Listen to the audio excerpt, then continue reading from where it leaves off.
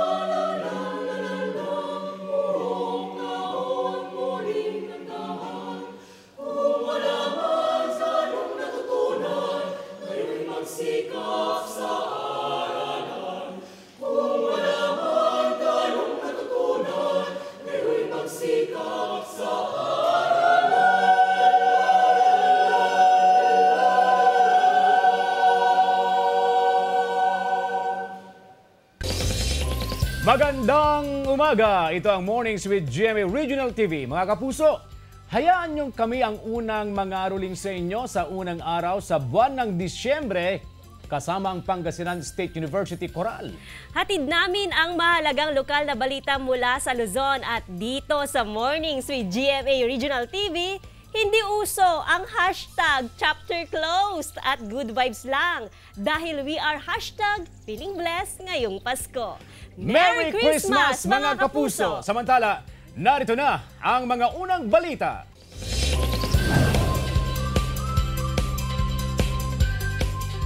Mga kapuso, naglabas ng alerto ang Aviation Security Officer matapos mawala ang isang maliit na eroplano na bumabiyahe sa coastal town ng Palanan at Makunakon sa Isabela kahapon, November 30.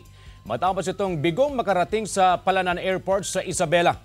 Sa ulat ng Aviation Security Unit 2, lumabas sa Kawayan Domestic Airport ang Piper plane na may tail number na RP-C1234, 9:39 ng umaga. Sakay ang pilotong si Captain Levi Abul II kasama ang isang hindi na pinangalanang pasahero. Kaugnay na balitang yan mga kapuso, hingi tayo ng update sa search and rescue operation na isasagawa ng PDRRMO sa Isabela. Mula sa Isabela, nakatutok doon, live, si Russell Simorio. Russell, kumusta dyan? CJ, ikinasa na ang search and rescue operation ng iba't ibang concerned government agencies dito sa lalawigan ng Isabela. Kaugnay pa rin yan sa nawawalang Piper plane na may tail number na PRC-1234. Kasama sa grupo na magsasagawa ng ground search ang Philippine National Police o PNP, Bureau of Fire Protection o BFP, Philippine Army at mga team mula sa MDRRMO Palanan. Ayon kay Sir Glenn Cabaldo, ang head ng MDRRMO Palanan, alas 8 ngayong umaga, tutulak na para pabarangay Didian itong ang rescue team na composed ng PNP at BFP para nga sa ground rescue operation nila sa barangay Didian ngayong umaga. At alam mo CJ, ang barangay Didian ay ang bulubunduking bahagi ng bayan ng Palanan na sinasabing daanan talaga ng mga eroplano papunta sa bayan. At ayon kay Sir Cabaldo, 5 araw na magtatagal itong ang unang grupo na magsasagawa ng ground search mula December 1 hanggang December 5. Kaya kasama sa briefing nila kanina bago sila umalis mula sa head office ng MDRRMO ay nagbaon na sila dyan ng sapat na pagkain, sapat na inumin at yung kanila mga pangangailangan. Matatandaan natin na kahapon 9:39 ng umaga nang mag-take off mula sa Kawayan City Airport itong ang Piper plane na may tail number na PRC-1234 at inaasahang lalapag sana sa Palanan Airport pero hindi ito nakalapag kaya patuloy itong hinahanap ngayon. Lulan nga ng nasabi nasabing eroplano ang piloto na si Captain Levy Abul II at isang pasahero na residente ng Divilacan, Isabela. At alam mo CJ, nakausap din natin si Sir Glenn Cabaldo.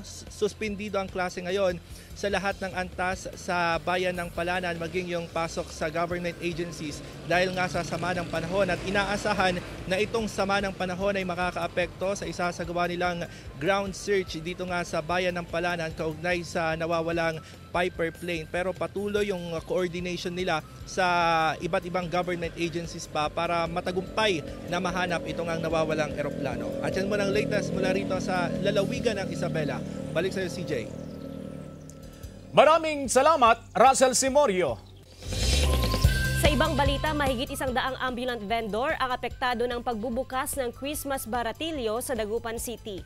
Nawalan sila ng pwesto kaya nagsulputan sa downtown area. Problema ng Public Order and Safety Office ang paglipanan ng mga ambulant vendor ngayong holiday season sa downtown area. Nagpapabigat daw ito sa traffic, lalo na sa mga gumagamit ng kariton. Ayon sa Anti-Littering Task Force, simula alas 3 ng hapon na lang, papayagang pumesto sa downtown area ang mga ambulant vendor. Aabot sa 40,000 ang real property taxpayers sa Calasiao, Pangasinan. Pero halos 100 dito ang hinahabol ng Municipal Treasury Office dahil sa pagiging delinkwente o hindi pagbabayad ng buwis. Karamihan sa residential category. Ilan sa kanila mahigit 11 taon nang hindi nakakabayad. Malaki rin umano ang tsansa na mayroon pa rin hindi nakakaalam kaugnay sa pagbabayad ng real property tax. Hanggang ngayon taon, epektibo pa ang 20% discount sa bayad ng real property tax. Dulot ng sama ng panahon na epekto ng northeast monsoon, umapaw ang ilog sa Cagayan. Kabilang na ang Dumon River sa Barangay Mabuno, Gataran, Cagayan, pero mabilis din bumaba ang level nito. Sa Bagao, isang magsasaka ang nawawala matapos umanong tumawid sa ilog sa kasagsagan ng ulan. November 28 nang huling makita ang magsasaka na tubong Barangay Santa Margarita. Patuloy ang search and rescue operations ng MDRRMO sa insidente. Samantala, balik eskwela na sa lahat ng antas ng paaralan sa Bagao ngayong araw, December 1, matapos suspendehin ng 2 araw dahil sa pag-uulan.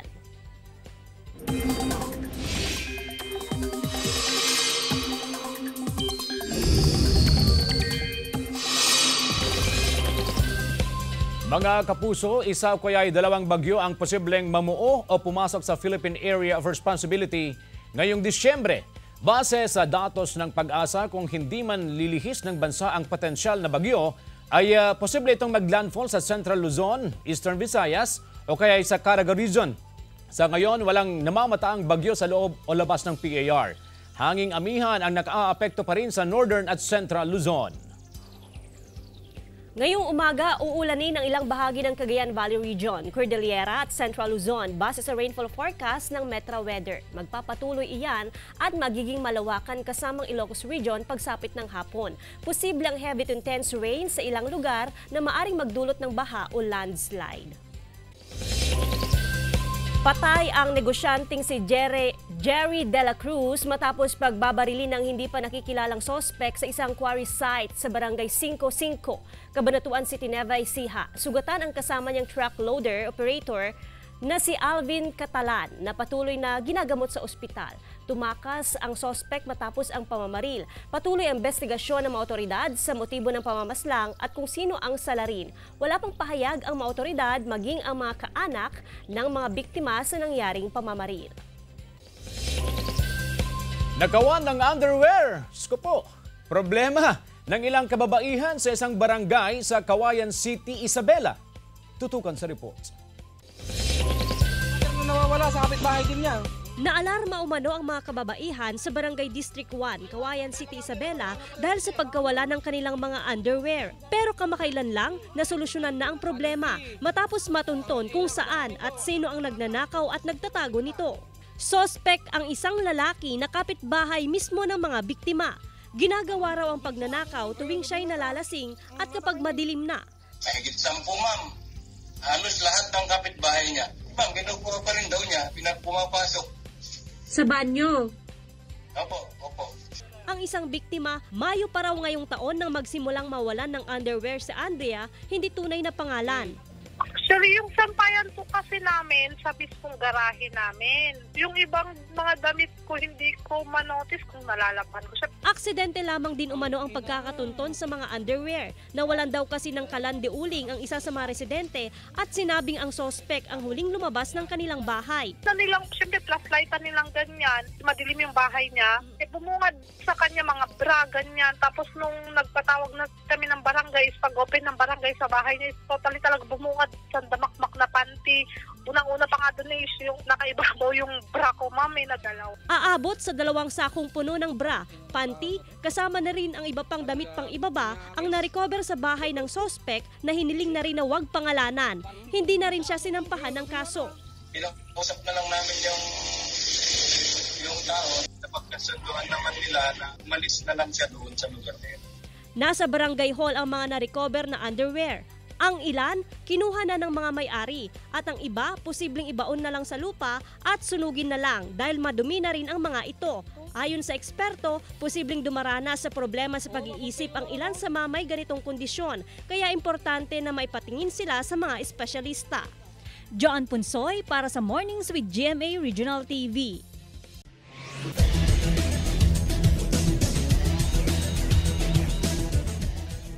Matunog ang pangalan ni Mapua Cardinals point guard Clint Escamis bilang contender sa Most Valuable Player of the Year Award.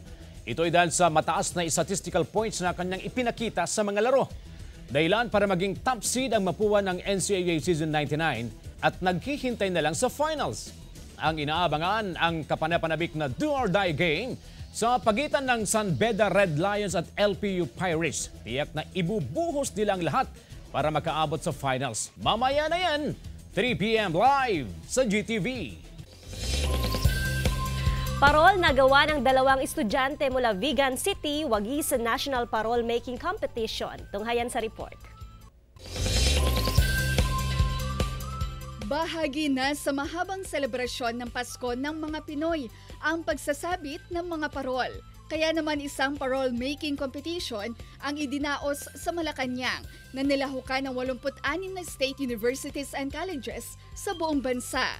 Second place ang parol na gawa ng 2 fine arts students ng University of Northern Philippines na sina Mark Anthony at JJ. Halos 1 buwan nilang ginawa ang parol na 3 talampakan ang taas. Indigenous material ang ginamit, mga karton at kawayan. Pero hindi lang basta parol dahil mga sikat na landmarks ang bumuo sa bawat anggulo. Narito ang Vigan Cathedral, Bantay Bell Tower, landmark ng Plaza Burgos, ang historic obelisk sa gitna ng musical dancing fountain, at ang century-old house. Sa bawat landmarks, kita ang mayamang kultura ng mga Pinoy at tradisyon ng mga Ilocano. Kung mapapansin natin, may tatay tsaka anak. Which is tinuturuan niya yung anak niya para gumawa ng kakaibang bornay, which is yun yung tradition namin dito. Kasabay ng pagmold ng bornay, yung tatay, hinahanda din yung anak in the future para may pamana din sa kanila yung tradition natin dito sa napaggawa ng bornay. Tinawag nilang Hope of Patrimony ang parol. Patrimony kasi heritage. So ibig sabihin, since mayaman naman tayo sa kung anong meron tayo ngayon as a heritage province. Kalahating milyong piso ang napanalunan ng grupo kasamang ilang gadgets na makatutulong daw sa kanilang pag-aaral. First place sa kompetisyon ang Batangas State University. Payo ni Mark at JJ, huwag limitahan ang kakayahan, bagkus ilabas ang galing ng Pinoy. Ivy Hernando para sa Mornings with GMA Regional TV. Magbabalik ang Mornings with GMA Regional TV. Ito ang Mornings with GMA Regional TV.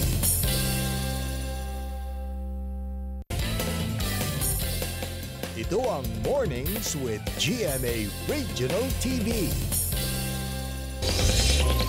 Mga karagdagang pulis ipinakalat sa mga heritage sites sa Vigan City ngayong holiday season. Narito ang report. atensyon na naman sa sektor ng turismo sa Vigan City dahil sa nalalapit na Kapaskuhan. Ngayon pa lang, ramdam na ang pagdagsa ng turista tuwing weekend, mapa-local man o foreign tourist. Kaya ang Vigan City Police Station, mas pinaigting ang seguridad. Dinagdagan din ang puwersa ng kapulisan sa heritage site. Deployment plan kung saan i-prep po natin yung mga occurrence ng incident, lalo pag mga ganitong season kasi dadami yung expectedly dadami yung incident. Maliban sa tourist police sa Calle Crisologo, may mga itinalaga rin sa Plaza Burgos, Plaza Salcedo, maging sa Central Business District ng lungsod sa Quezon Avenue. May SWAT team din at ang Tactical Motorcycle Riding Unit. Mas panatag po kami ng mga seller, ma'am, lalo na po yung mga may-ari nito pag may mga pulis po na nakaantabay dito sa amin. Siyempre, ado ti tao, ado rin kita masasamang loob nga aglipana. Base sa deployment scheme ng kapulisan, 70% ng kanilang puwersa ay itinatalaga sa labas upang magbantay at magbigay seguridad sa publiko. Ivy Hernando para sa Mornings with GMA Regional TV.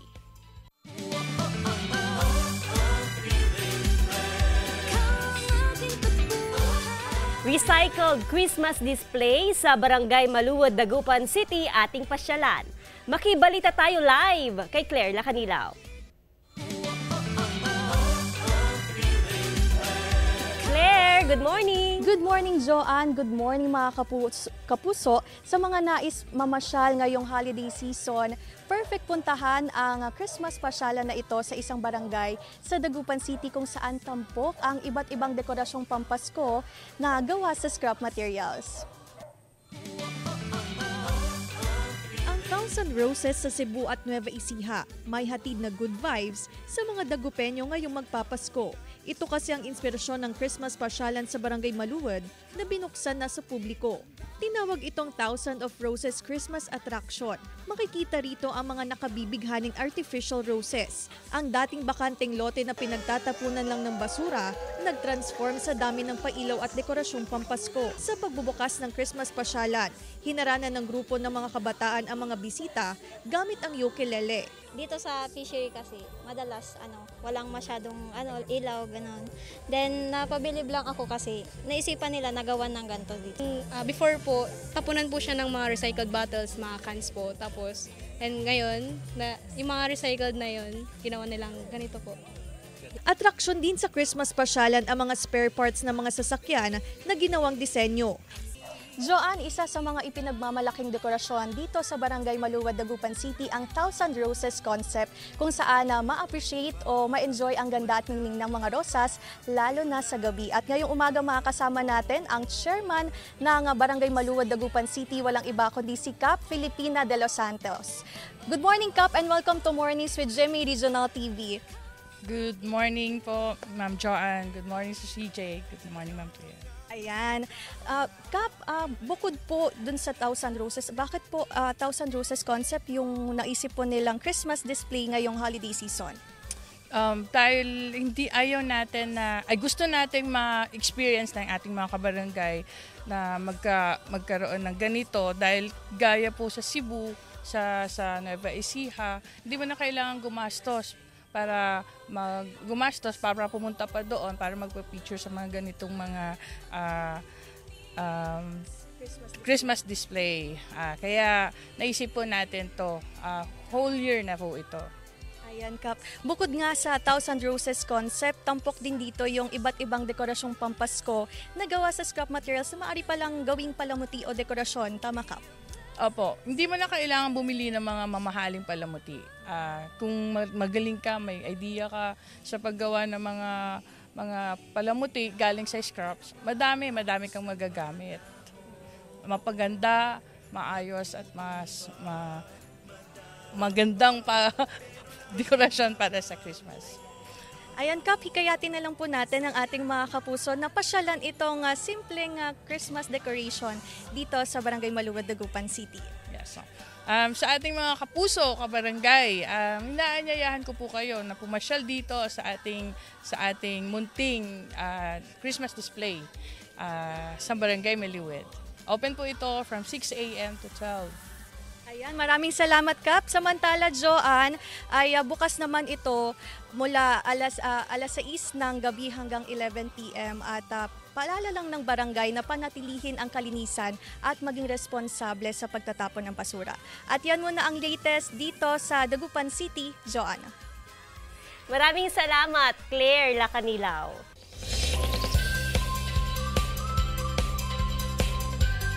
Zipline at bike line sa Vintar, Ilocos Norte, patok na pasyalan ngayong holiday season. Ating pasyalan sa report. Isa ka bang adrenaline junkie o mahilig sa kakaibang adventure? Ating pasyalan ang 270-meter zipline at bike line sa Vintar, Ilocos Norte, ang umok ni Siwawer Ecotourism Nature Park. Patok ito sa mga turista ngayong holiday season. Ang Tagalog ng umok is Pugad. Tapos yung festival namin dito sa Vintar, which is Siwawer po.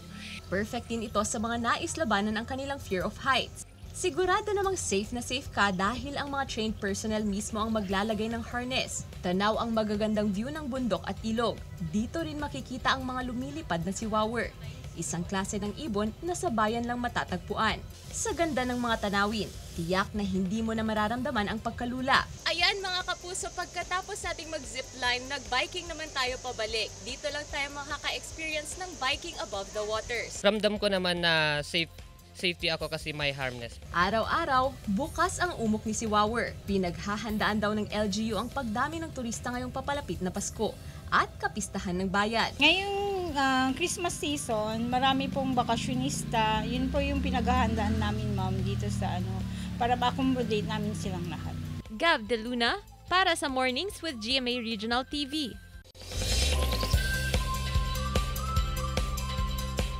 Zootopia Theme Amusement Park bubuksan sa Shanghai, China ngayong holiday season. At 63-foot Christmas tree pinailawan sa US Capitol sa Washington, D.C.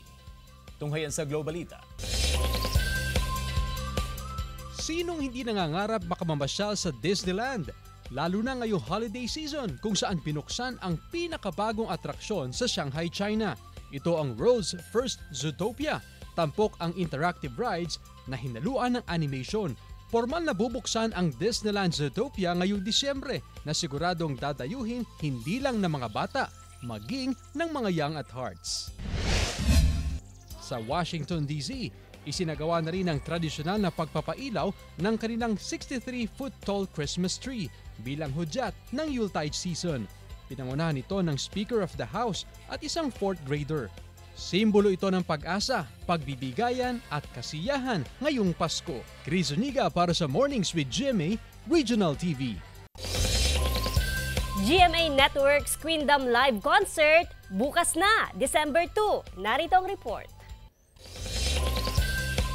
Bukas na ang inaabangang concert ng taon, ang Queendom Live. Isa itong powerhouse music group na kasalukuyang henerasyon mula sa GMA7.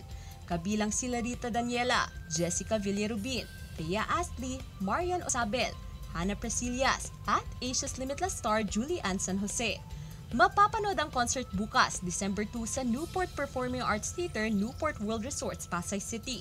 Tickets are exclusively distributed by www.gmanetwork.com/synergy at www.ticketworld.com.ph. Puno ng pasasalamat ang Kapuso Foundation sa mga mamimili na bumisita at nagsimula na ng kanilang Christmas shopping sa Noel Bazaar 2023. Ang mga mamimili sa Noel Bazaar 2023 ay makakapagbigay ng tulong ngayong holiday season dahil ang portion ng proceeds nito ay mapupunta sa GMA Kapuso Foundation. Si Julian San Jose ang ambassador ng Noel Bazaar. Sa mga nais mamili ng pre-loved items ng inyong mga paboritong Kapuso stars, magpapatuloy ang Celebrity Ukay-Ukay. Hanggang December 17 ito bukas sa Okada, Manila. Gaganapin din ang Noel Bazaar 2023 sa PhilInvest tent sa Alabang from December 8 to 10. Gab De Luna para sa Mornings with GMA Regional TV. Mga kapuso, gagawin naming mas inspiring ang inyong morning dahil oras na para sa ating hashtag Morning Feels.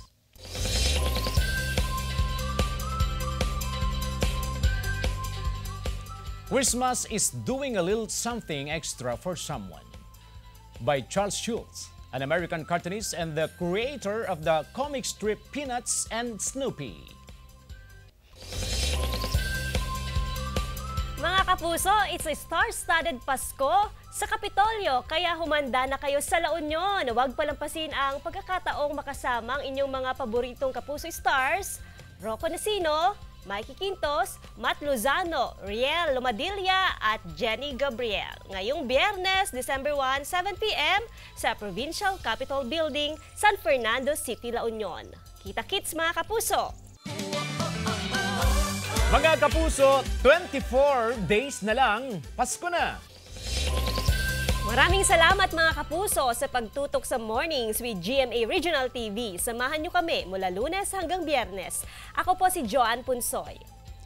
Maaaring mapanood ang ating episode sa www.gmaregionaltv.com at mag-subscribe sa official YouTube channel ng GMA Regional TV. Ako po, si CJ Torida. Buong puwersa para sa mas malaking misyon at mas malawak na paglilingkod sa bayan. Narito muli ang PSU Choral. May mga parol na nakasilig, may mga parol na nakasilig.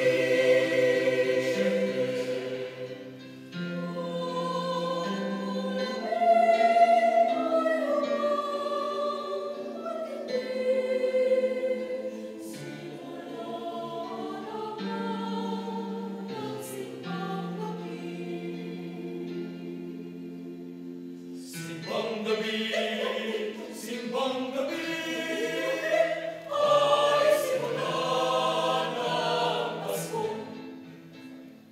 Simbang gabi.